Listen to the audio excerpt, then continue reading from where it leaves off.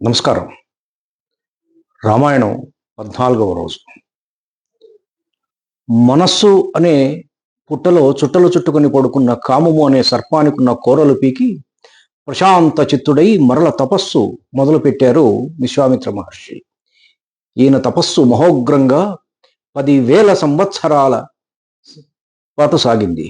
ఈసారి రంభను పంపాడు దేవేంద్రుడు తపస్సును భగ్నం చేయడానికి. రంభ సౌందర్యానికి ఏమాత్రం చలించక ఆవిడను కోపంతో శపించాడు విశ్వామిత్రుడు.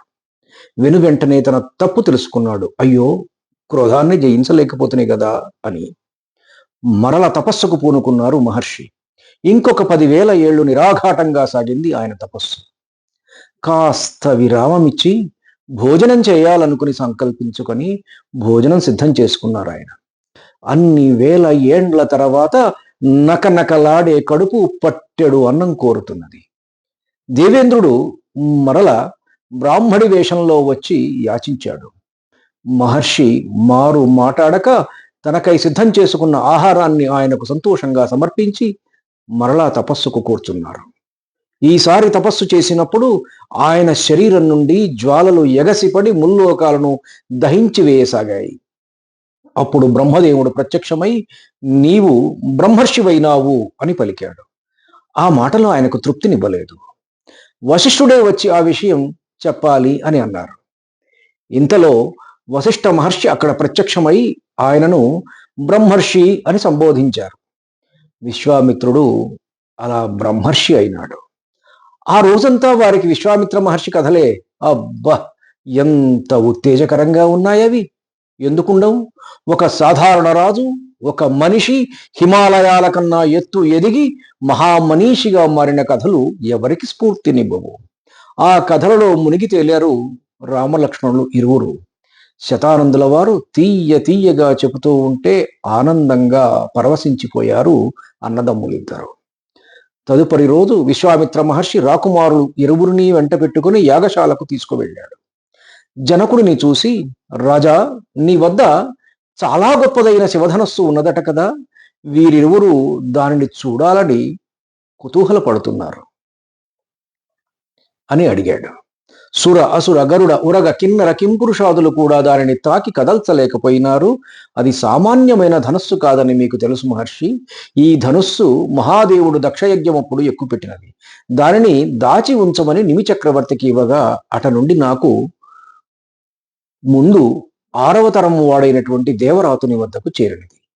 నేను ఒకప్పుడు యజ్ఞం నిమిత్తము భూమిని పరిశుద్ధము చేయుటకు దున్నుచుండగా నాకు భూమి యందు ఒక ఆడపిల్ల దొరికినది. ఆమె పేరు సీత. ఆమెడను వివాహమాడవలనన్న పరాక్రమమే శుల్కం. ఆమె వీర్యశుల్క. ఈ ధనస్సు ఎక్కుపెట్టిన వారినే ఆమె వరిస్తుంది. ఎందరో మహావీరులైన రాజులు ఇప్పటిదాకా ప్రయత్నిస్తూనే ఉన్నారు. ఎక్కుపెట్టడం మాట దేవుడెరుగు, కనీసం ముట్టుకుని కదల్చలేకపోయినారు అని జనకుడు పలికాడు. బాలురవలే ఉన్న రామలక్ష్మణులను చూసి వీరు బాలురు, పైగా నరులు, వీరి వల్ల సాధ్యమవుతుందా అని కూడా అనుమానపడ్డాడు ఆయన. అయినా విశ్వామిత్ర మహర్షి కోరికను ఆదేశంగా స్వీకరించి ఆ దివ్య ధనస్సును సభకు తెప్పించాడు జనకుడు. ఆ ధనస్సు సామాన్యమైనదా? 10,000 మంది మహాయోధులైన వారు లాగుతుండగా చక్రాల పెట్టెలో ఉంచిన ధనస్సు అది. ఆ ధనస్సు ఆ సభా ప్రాంగణానికి తేబడింది. ఆ ధనుస్సును మహర్షికి జనకుడు చూపగానే విశ్వామిత్రుడు రామునితో, నాయనా, ఇదిగో ఆ మహాధనుస్సు, దీనిని నీవు ఎక్కుపెట్టు అని ఆదేశమిచ్చారు. దానిని శిరసావహించి శ్రీరాముడు ధనుస్సును సమీపించాడు.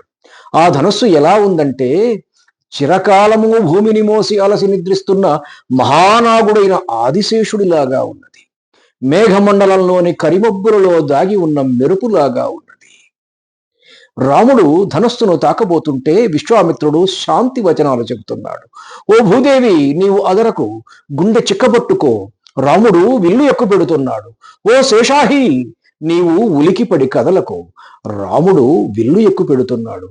ఓ దిగ్గజములారా, మీరు బెదిరి చెదరకండి, రాముడు విల్లు ఎక్కుపెడుతున్నాడు. ఓ లోకబాంధవుడా, సూర్యుడా, గడగడ వడకబోకు, రాముడు విల్లు ఎక్కుబెడుతున్నాడు. ఓ జంతు సంతతులారా, జడసిపోకండి, రాముడు విల్లు ఎక్కుపెడుతున్నాడు.